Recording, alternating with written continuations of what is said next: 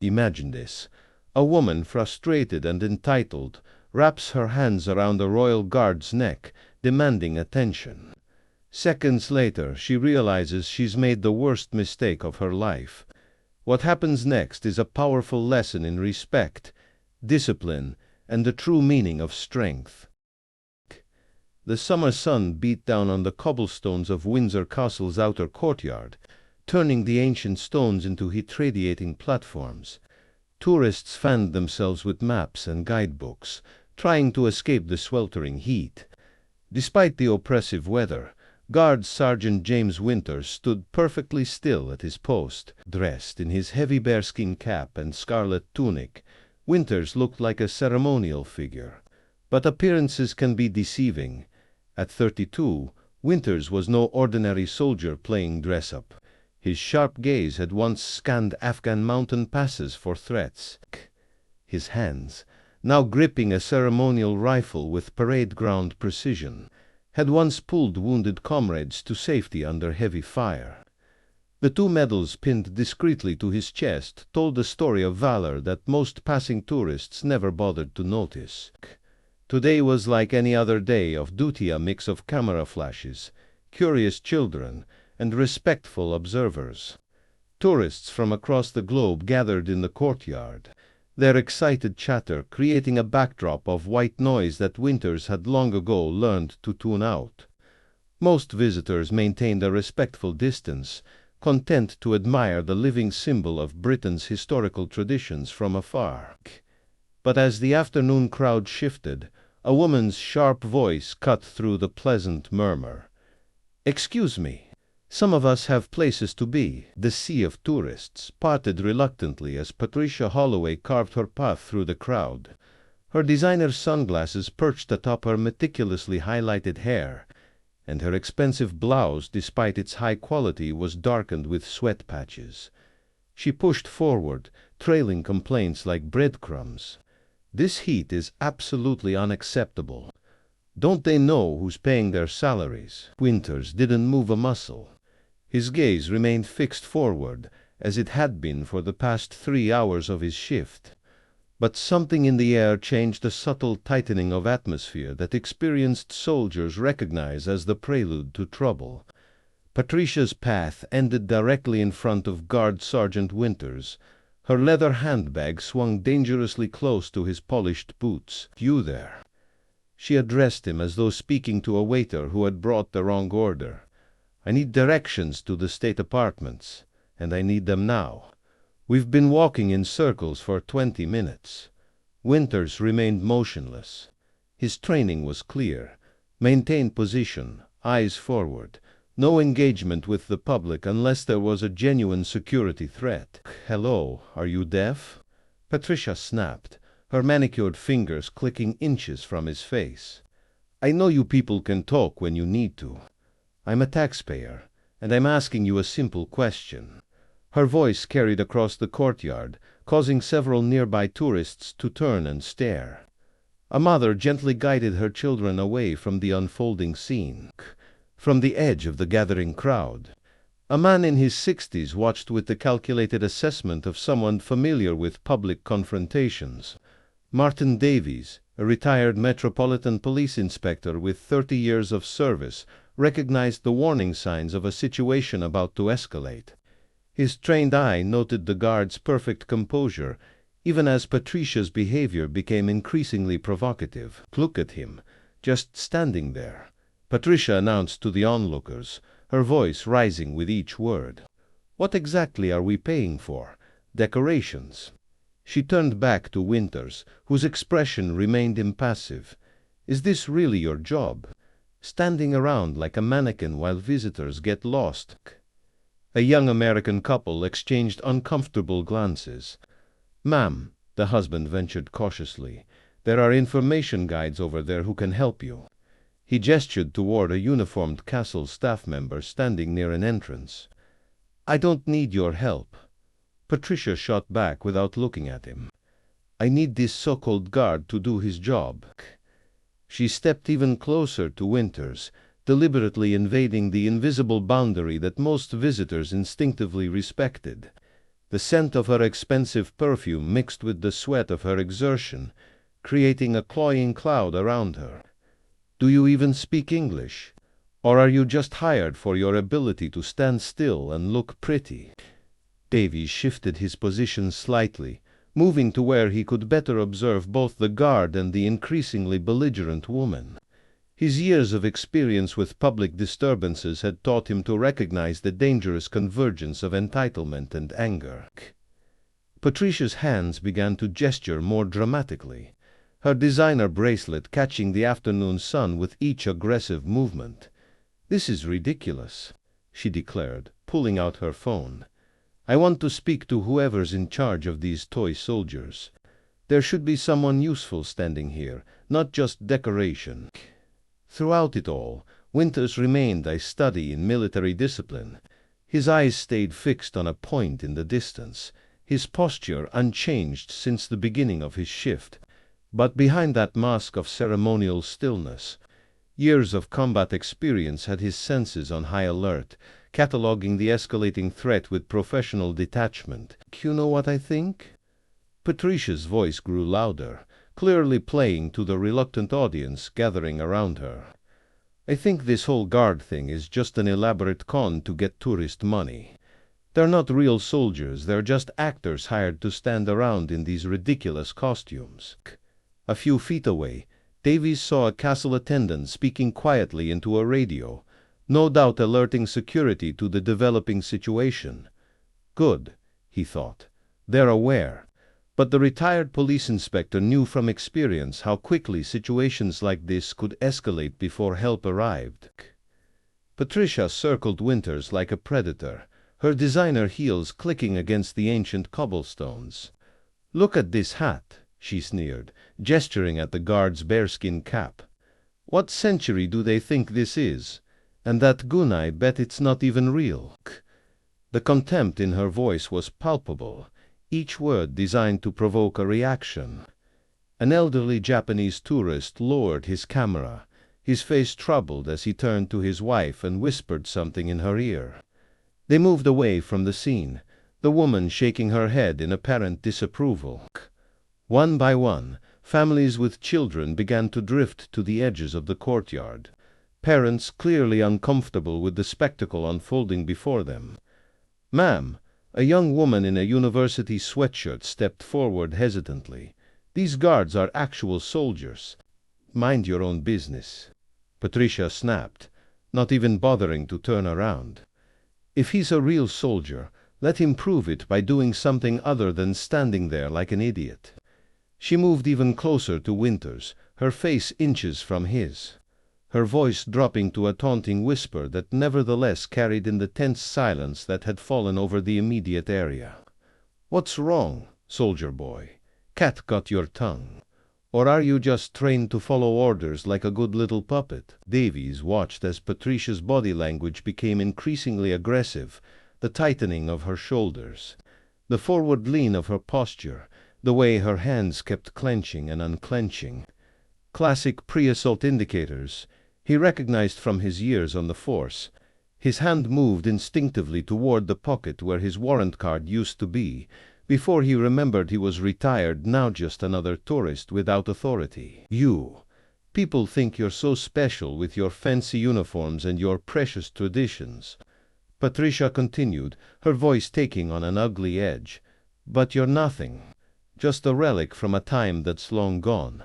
A joke that nobody finds funny anymore." She turned to address the crowd directly now, arms spread wide in theatrical indignation. "Don't you all see it? We're standing here in the heat, paying outrageous ticket prices to look at this." This mannequin, a teenager, who had been filming the incident, slowly lowered his phone, discomfort evident on his face. Davies caught his eye and gave a small shake of his head. "Don't encourage her," the gesture said. The boy nodded slightly in understanding and stepped back into the crowd. Patricia, increasingly frustrated by her failure to elicit a response from Winters or genuine support from the onlookers, turned back to the guard with renewed determination. Her voice dropped to a dangerous Pertha kind that experienced officers like Davies instantly recognized as the calm before the storm. "You think you're better than me, don't you?" she hissed. Her face flushed with more than just the summer heat. "Standing there all high and mighty, like you're something special. Well, I've got news for you, soldier. You're nothing. You exist to serve people like me. Your salary comes from my pocket, and I think it's time you earned it." Patricia's shadow fell across Winter's immaculate uniform as she planted herself directly in his path, deliberately blocking his line of sight. The afternoon sun cast her silhouette across his polished buttons, a temporary stain on the perfect scarlet tunic. The courtyard had grown unnaturally quiet, the typical cheerful murmur of tourists replaced by the tense silence of witnesses to an impending disaster. "I demand that you acknowledge me." Patricia's voice had taken on a shrill edge that experienced security personnel recognize as the precursor to physical confrontation. "Do you understand? I pay your wages. My taxes keep this whole place running, and you will show me the respect I deserve." Davies had begun moving forward through the crowd with the practiced ease of someone who had broken up countless public disturbances. His retirement hadn't dulled his instincts. Patricia's body language was setting off every alarm bell, from his 3 decades of police work, the tightened jaw, the forward-leaning stance, the hands that couldn't stay still. All classic indicators of someone about to cross the line from verbal to physical assault. "Ma'am," he called out, his voice still carrying the natural authority of his former position, "perhaps we should stay out of this."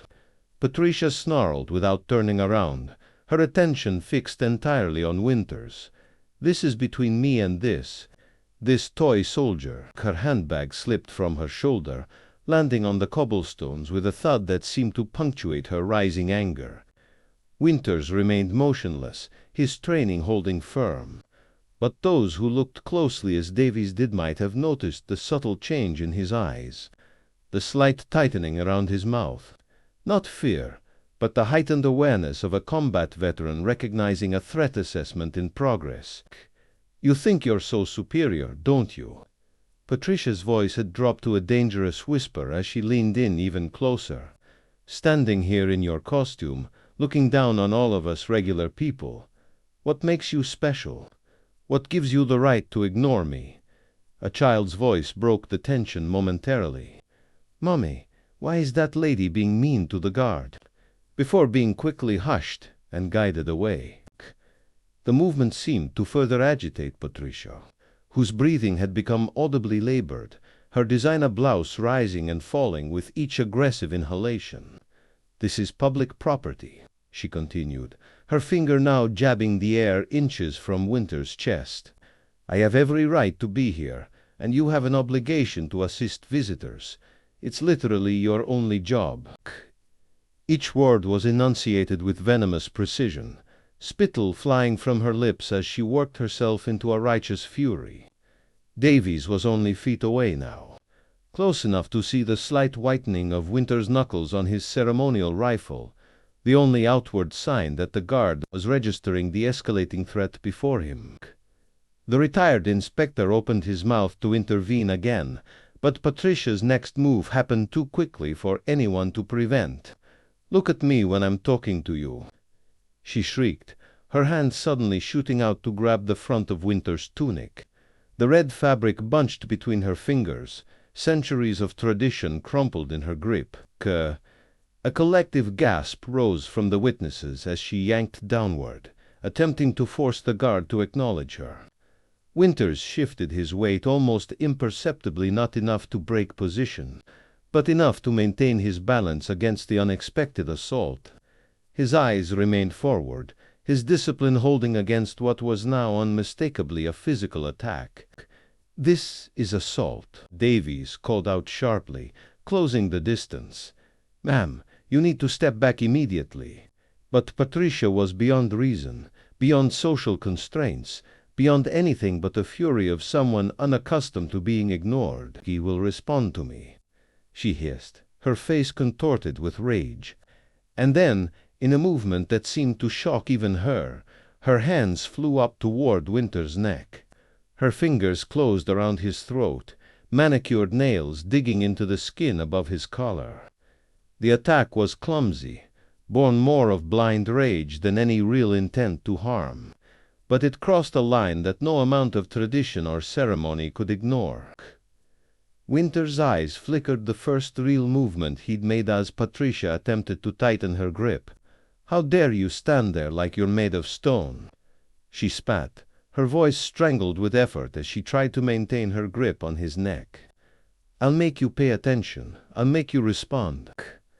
The crowd erupted in shocked exclamations. A woman screamed. Someone shouted for security.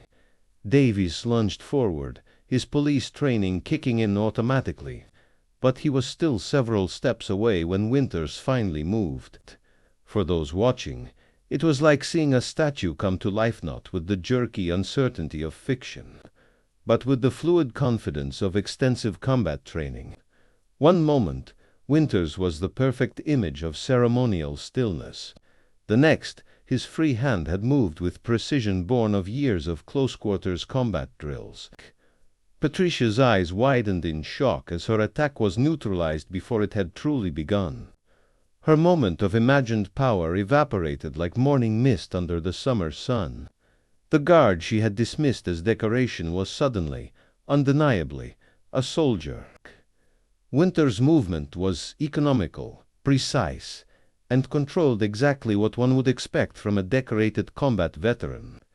His left hand came up in a textbook defensive maneuver, breaking Patricia's grip on his throat without applying excessive force.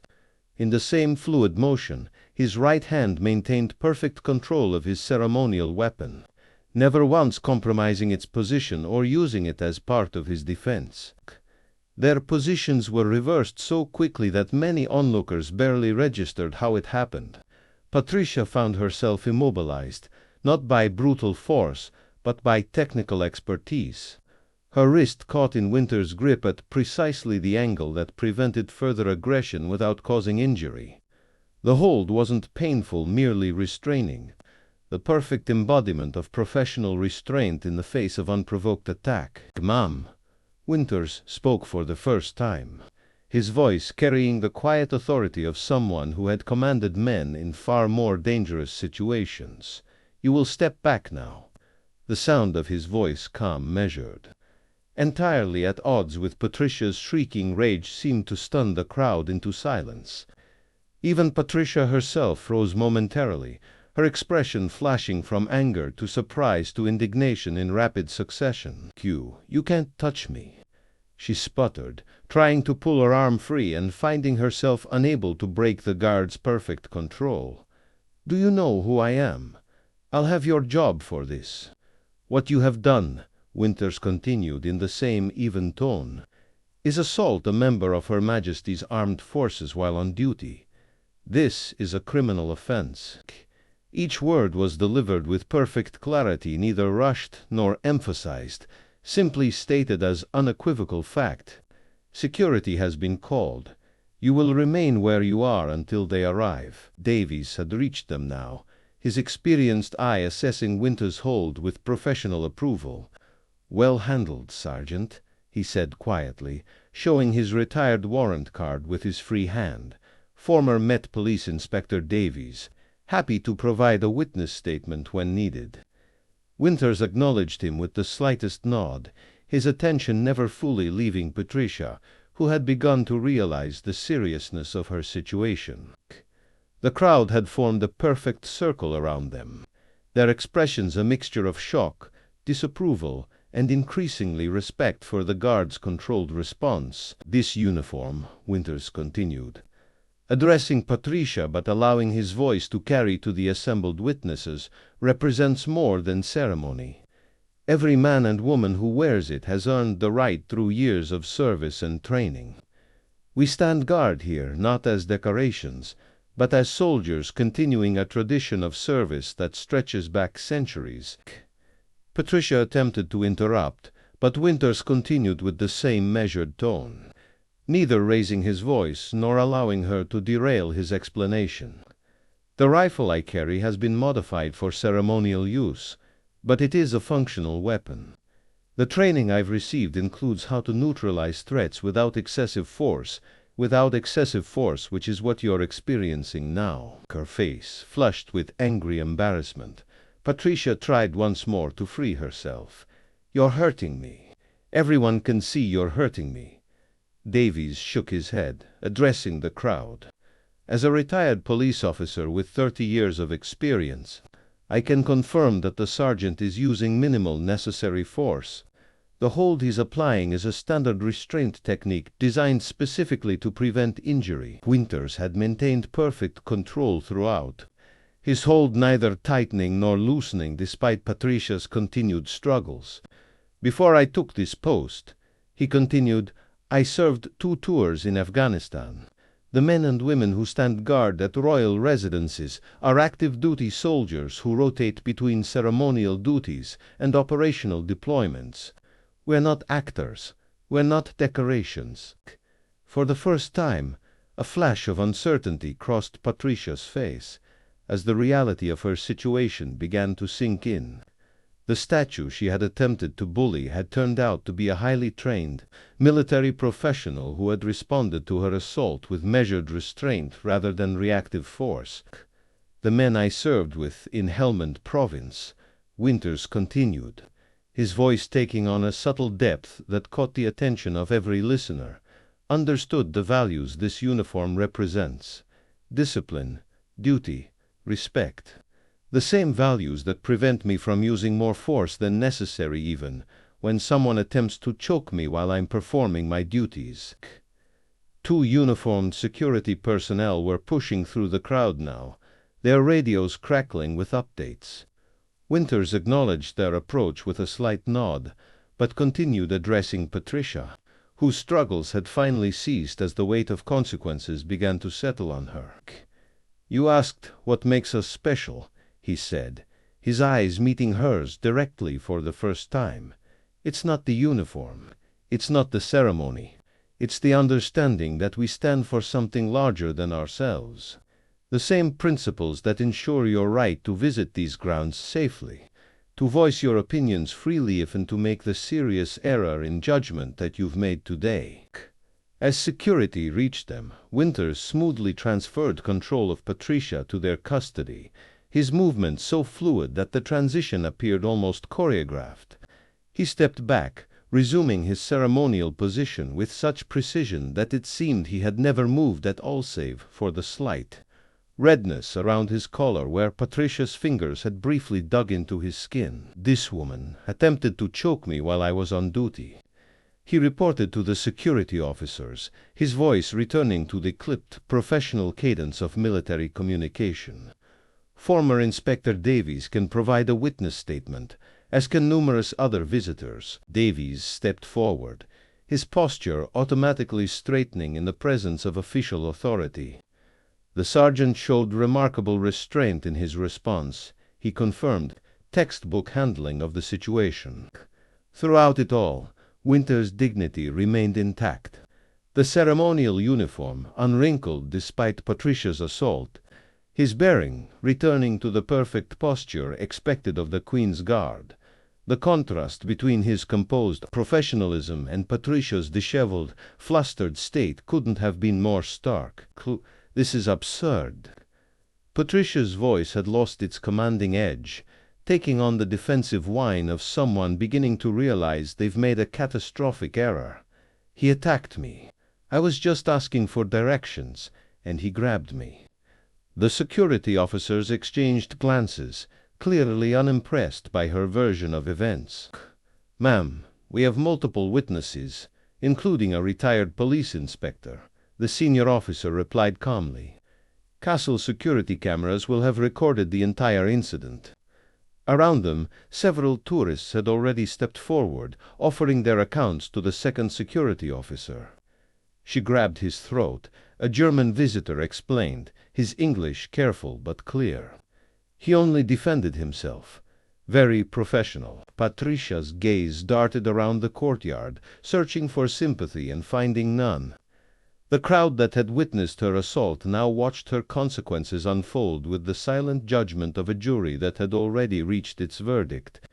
Children peered around their parents' legs, wide-eyed at the real-life lesson in actions and consequences playing out before them. "You don't understand." Patricia tried again, her voice cracking slightly. "These guards are public servants. They're supposed to help visitors. I was just trying to get his attention." Davies stepped closer, his voice carrying the weight of 3 decades of law enforcement experience. "Attempting to choke someone is not getting their attention. Ma'am, it's assault." In my professional opinion, Sergeant Winters showed exceptional restraint in his response. 2 uniformed police officers had arrived now, summoned by Castle Security. As they approached, Patricia's face drained of color, the reality of her situation finally sinking in. This wasn't going to be resolved with a complaint to management or an angry review. This was entering the realm of criminal charges. "Patricia Holloway," the female officer began, after conferring briefly with security, "Q, are being detained on suspicion of assaulting a member of the armed forces in the execution of their duty.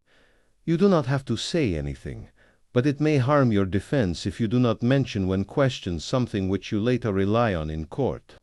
Anything you do say may be given in evidence." As Patricia was led away, her previous bravado completely evaporated. Winters remained at his post. His return to ceremonial stillness wasn't an act of theater, but a demonstration of the discipline that Patricia had so fatally misinterpreted as weakness. The only visible sign of the confrontation was the slight redness at his throat, already fading in the late afternoon sun. The crowd lingered a moment longer, their perception of the guards forever altered by what they had witnessed. Many of them now looked at Winters with newfound respect, understanding that beneath the ceremonial uniform stood a professional soldier, whose discipline extended far beyond the ability to stand motionless for hours. A family approached the edge of the permitted area, maintaining a respectful distance.